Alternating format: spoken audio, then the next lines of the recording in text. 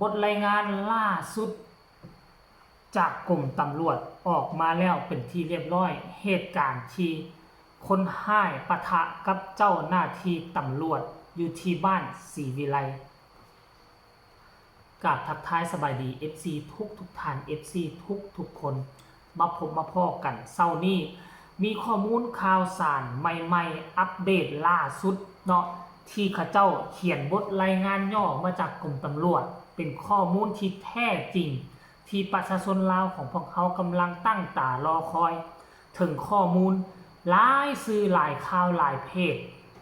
อยู่ในแอปฟ้าก็เอากันไปลงต่างๆนาเขียนหัวข้อสวยรู้ก็คิดว่ามันจะมีข้อมูลรายละเอียดยิบเข้าไปเบิ่งเห็นเพียงแต่ซีหน้า5แถวก็บ่แตกต่างจากเพจต่างๆซึ่งมันบ่แม่นข้อมูลที่แท้จริงและรายละเอียดคือประชาชนอยากรู้ว่าเหตุการณ์นี้ปะทะกับกลุ่มใดเกี่ยวข้องกับคดีใดเดี๋ยวจะไปอ่านสู่ฟังเลยท่านผู้ชมตั้งใจฟังให้มันดีห้องตำรวจปกส.นครหลวงเวียงจันทน์แผนกตำรวจสืบสวนสอบสวนคดีอาญาบทรายงานย่อเฮียงหัวหน้าห้องตำรวจปกส.นครหลวงเวียงจันทน์เรื่องเหตุการณ์คนห้ายไส้ปืนยิงเจ้าหน้าที่ตำรวจและกองร้อนบ้านศรีวิไลได้รับบาดเจ็บและเสียชีวิตอยู่บ้านศรีวิไลเมืองไซธานีนครหลวงเวียงจันทน์ในเวลา 19:00 น.ของวันที่ 4 เดือน 6 เจ้าหน้าที่แผนกตำรวจสืบสวนสอบสวนคดีอาญานครหลวงเวียงจันทน์ได้รับแจ้งทางโทรศัพท์จากปกส.เมืองไซธานีว่ามีเหตุการณ์คนห้ายใส่ปืนยิงเจ้าหน้าที่ตำรวจและปกส.บ้านศรีวิไลบาดเจ็บและเสียชีวิตอยู่บ้านศรีวิไลเมืองไซธานีนครหลวงเวียงจันทน์ภายหลังได้รับแจ้งแล้วทางเจ้าหน้าที่แผนกตำรวจสืบสวนสอบสวนคดีอาญาจึงได้สมทบกับแผนกตำรวจนิติวิทยาและภาคส่วนเกี่ยวข้องลงกวดสอบสถานที่เกิดเหตุสามารถรายงานได้ดังนี้ฟังให้ดีจุดนี้ในครั้งวันที่ 4 เดือน 6 2025 เวลาประมาณ 18 โมงหรือว่า 6 โมงครึ่งเจ้าหน้าที่ตำรวจปกส.กลุ่มศรีวิไลจำนวน8 สหายได้ลงสมทบกับองค์การปกครองบ้านศรีวิไลเมืองไซธานีนครหลวงเวียงจันทน์ลงกวดกาเฮือนเป้าหมายอยู่เขตบ้านศรีวิไลซึ่งเป็นเฮือนของไผ่ยังบ่ทราบเป็นเฮือนวิลล่าสั้นเดียวภายหลังที่เข้ากวดกาเฮือนดังกล่าวแล้วมีคนห้ายบ่ทราบจำนวนขี่รถจักรเข้ามาเฮือนดังกล่าวและได้ใช้ปืนอากายิงใส่กลุ่มเจ้าหน้าที่ตำรวจที่กำลังปฏิบัติหน้าที่อยู่ภายในเฮือนหลังดังกล่าวจนเหตุให้มีผู้เสียชีวิตจำนวน2 คนและได้รับบาดเจ็บอีกจำนวน2 คนรายละเอียดมีดังนี้ผู้เสียชีวิตแม่นเฒ่าแม็กกองมณีอายุ34 ปีอาชีพพนักงานตำรวจสั้นห้อยโทประจำอยู่ปกส.กลุ่มศรีวิไลผู้ที่2เฒ่าบุญยงเล่าอายุ26 ปีเสื้อชาติสัญชาติลาวบ้านหาดสะเมืองปากคาแขวงบ่อแก้วผู้บาดเจ็บบัดนี้ก็มี2 คนชื่อเฒ่าไม้อายุไม้บุญมั่นอาชีพพนักงานตำรวจสั้นห้อยเอกประจำอยู่กลุ่มบ้านศรีวิไลผู้ที่2เฒ่าลังกองรองบ้านศรีวิไลซึ่งค่อยมีรายงานตัวหนึ่งมันแตกต่างจากตัวนี้กลุ่มก้อนดังกล่าวตีตลบหลังเจ้าหน้าที่ตำรวจบาดรายงานตัวนี้มันคือว่าบ่ตรงกันท่านผู้ชมรายงานบ่ตรงกันอันใดจริงอันใดถูกคันรายงานอยู่นี่คันสิเขียนว่าเขาตีตลบหลังก็ย่านเสียหน้าเสียตาประชาชนว่าเจ้าหน้าที่เฮาเฮ็ดเวียกบ่มีมาตรฐานเสียหู้ให้กับกลุ่มก้อนของโจร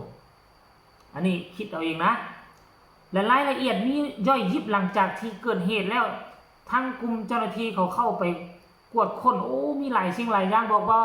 พบทั้งอาวุธปืนพบทั้งลูกปืนและพบทั้ง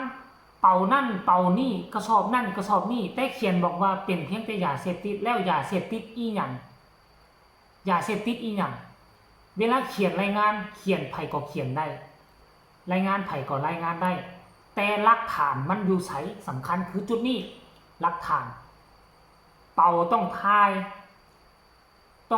รูปถ่ายอย่างต่างๆมีวิดีโอบันทึกมียาเสพติดจักเป่าเป็นประเภทใดแด่เนาะรายละเอียดยิบเดี๋ยวค่อยจะเอาขึ้นไว้แล้วให้ทุกคนไปอ่านเอาแล้วบัดนี้หลังจากที่เข้ากวดค้นแล้วมันมาเจอสิ่งนี้ที่สามารถเชื่อมโยงไปหาคดีที่แต่งตัวเป็นชุดเจ้าหน้าที่ตำรวจไปบุกค้นเงินของผู้อื่นแล้วไปเอาเงินเอาคำเขามาหั่นเนาะหลังจากได้เข้ากวดค้นแล้วพบเป่าสีขาววางอยู่แจประตูเงินทางด้านหลังเนาะครีมตัดเล็กสีเหลืองจำนวน1อันเล็กสแลงจำนวน2อันชุดตำรวจสีขาวสีเขียวจำนวน4ชุดเสื้อสีดำตำรวจจำนวน2ผืนชุดลายตำรวจจำนวน2ชุดหมวกผ้าสีดำจำนวน7หน่วยหมวกปิดบังใบหน้าหมวกโม่งจำนวน8หน่วยแพ็คสีเหลืองมีเครื่องหมาย YA จำนวน10แพ็คห่อสีฟ้าน้อยจำนวน20ห่อสายคอสีเหลืองมีกี้ค่ายคือคำจำนวน1เส้นใบตะดินออกซื้อนางซัวซ่งจำนวน1ใบอันนี้หลังจากคุดค้นเพียงแต่ข้อที่1นะสำหรับข้อที่2ข้อที่3ข้อที่4หาข้อที่6นั่นมันก็เกี่ยวข้องกับอาวุธปืนเกี่ยวกับลูกโป่งลูกปืนก็เลยว่าสิบ่ขออ่านสาธารณผู้ชมเนาะสรุปง่ายๆเลยว่าเอามาบัดสุดท้ายเลยสาธารณผู้ชมต่อคนให้ว่าซั่นเด้